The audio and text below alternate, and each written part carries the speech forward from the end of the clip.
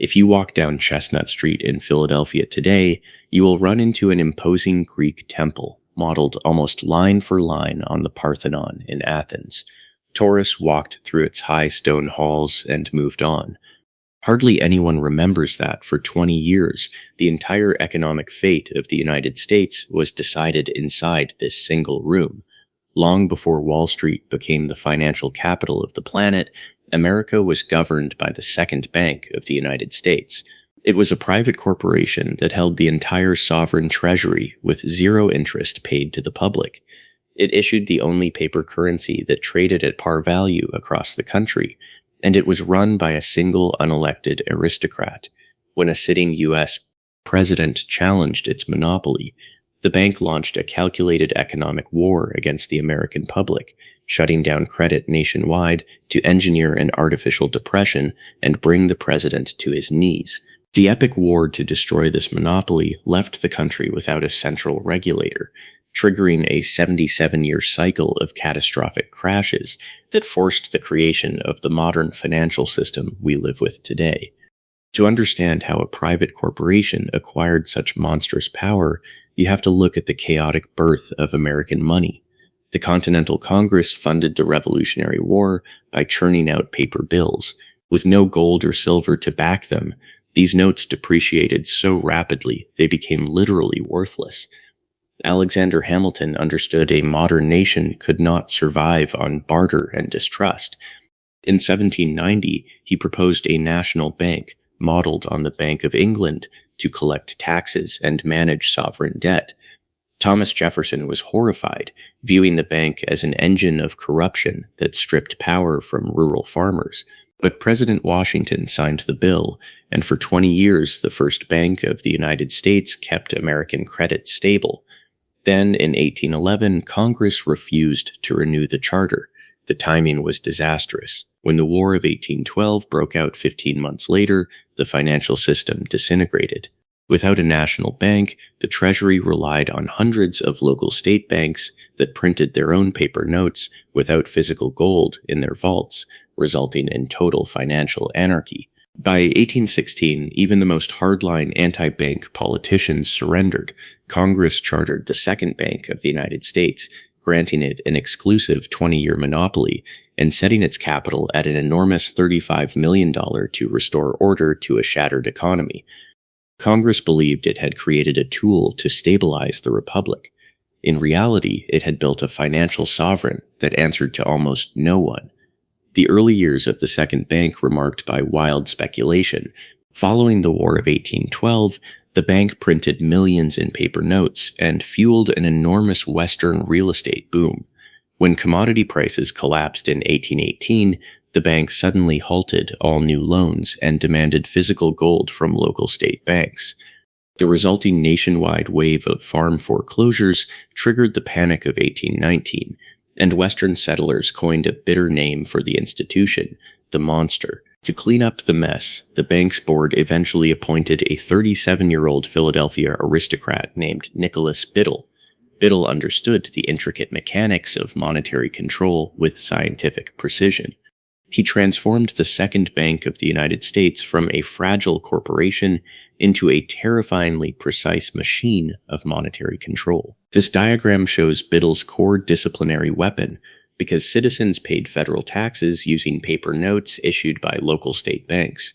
Millions of dollars in local paper poured into Biddle's 25 branch offices. If a state bank began printing too much paper money, Biddle would simply gather up a massive stock of that bank's notes, present them at the front door, and demand immediate redemption in physical gold or silver coin. If the state bank had been reckless and lacked sufficient specie in its vault, it faced instant collapse. To prevent this, state banks were constantly forced to restrict their lending. By turning the dial on this redemption mechanism, Nicholas Biddle acquired absolute control over the national money supply. Andrew Jackson viewed this power as a threat to the concept of a free republic.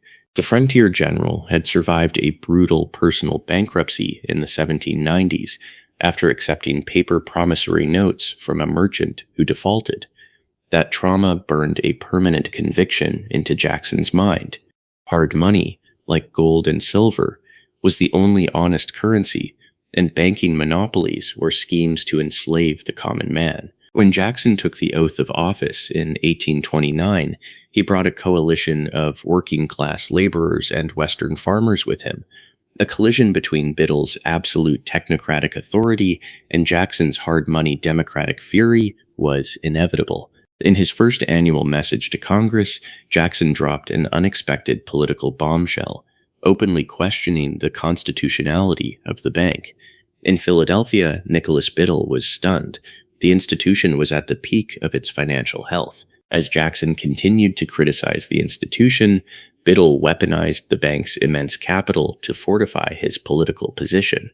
He subsidized pro-bank newspapers, authorized loans to prominent congressmen, and kept Senator Webster on retainer to defend the bank on the Senate floor. In late 1831, Jackson's bitter political rival, Henry Clay, convinced Biddle to set a trap. Clay argued that Biddle should apply for an early charter renewal right before the 1832 presidential election. If Jackson vetoed the bill, a wealthy business community would turn against him, costing his re-election. If Jackson signed it, the bank was secured. Congress passed the recharter bill, but Jackson sent it back with an explosive veto message. By passing Congress entirely, Jackson wrote a radical populist manifesto addressed directly to the working class. He attacked the bank's foreign British stockholders and condemned the institution for using exclusive privileges to make the rich richer and the potent more powerful. Biddle read the veto with utter contempt.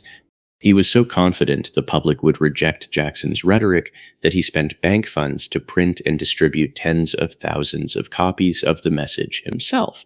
It was a fatal miscalculation. Ordinary voters read it as a declaration of independence from financial oligarchy, and they handed Andrew Jackson a crushing landslide re-election. Although Jackson won the election, the bank's existing charter still had 4 years left to run. To strip Biddle of his leverage immediately, Jackson ordered the removal of all federal deposits. After firing 2 Treasury secretaries who refused, Jackson appointed Roger Taney, who redirected federal revenues out of the second bank and into selected state banks. This chart shows Biddle's deliberate retaliation. To force Congress to restore the deposits, Biddle launched a coordinated nationwide credit contraction. He ordered every branch to call in commercial loans and hoard gold.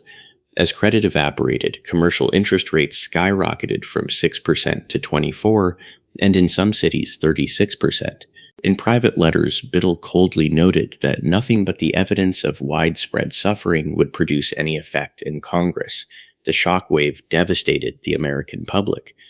Merchants defaulted on routine shipments, construction projects stopped dead, cotton and grain prices collapsed, and mills across New England shuttered, throwing thousands of workers onto the freezing streets. Delegations of desperate businessmen traveled to Washington to plead for relief. Jackson paced his White House study, puffing on a clay pipe, and completely refused to yield.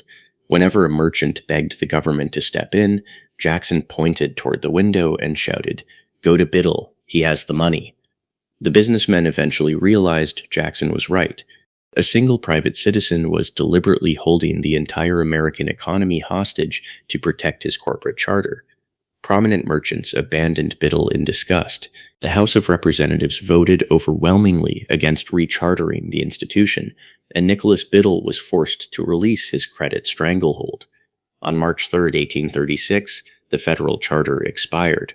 The destruction of the second bank unleashed the exact chaos its defenders had predicted. With no central regulator to demand gold redemption, unregulated state banks spring up in remote swampy forests.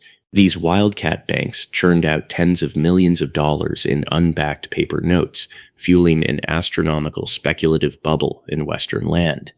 Alarmed by the speculative frenzy, Andrew Jackson issued the Specie Circular, an executive order declaring the federal government would only accept physical gold and silver coin for the purchase of public lands. The order instantly pierced the bubble. In May 1837, the banking system collapsed. Over 800 banks failed nationwide. Real estate values dropped by 80%, and widespread bread riots erupted in eastern cities. The Panic of 1837 dragged the nation into a brutal 6-year depression. Terrified of both private monopolies and wildcat paper money, the United States adopted the independent treasury system. The federal government completely divorced itself from the banking sector, locking its tax revenues and iron vaults, and leaving the private market to fend for itself. For the next 77 years, the United States operated under complete financial anarchy. This map illustrates the fatal structural flaw of the era and inelastic currency. Every autumn, local banks withdrew millions of dollars in cash from New York City to pay for Midwestern crop harvests. This seasonal drain left Eastern financial markets severely starved of cash reserves exactly when they were most vulnerable. If a major railroad or brokerage failed during this vulnerable autumn window, the entire system would experience an uncontrollable chain reaction. Without a lender of last resort, this structural flaw guaranteed a punishing cycle of financial panics every decade, repeatedly pushing the industrializing nation to the brink of collapse. Without a public central bank to inject emergency liquidity, the United States was forced to rely on private corporate power to save it. During the Gilded Age, the national credit system was held in the hands of a single Wall Street titan, J.P. Morgan. In October 1907, a failed speculative bet triggered a massive run on New York trust companies. The entire banking system faced total liquidation. Morgan physically locked the presidents of New York's major commercial banks inside his Madison Avenue library, refusing to let them leave until they pledged millions to shore up the failing institutions. Morgan saved the country, but politicians realized a modern industrial empire could not depend on the longevity of an aging private banker. In November 1910, 6 powerful financial figures traveled under aliases to a secluded hunting club off the coast of Georgia to draft the blueprint for a modern central bank. This diagram shows the complex compromise they designed to appease the ghost of Andrew Jackson. Instead of a single monolithic bank, the 1913 Federal Reserve Act created a hybrid system. It dispersed power across 12 regional reserve banks connected to the private market, all overseen by a public regulatory board appointed in Washington. Today, the Federal Reserve manages trillions of dollars and sets the benchmark interest rates for the global financial system.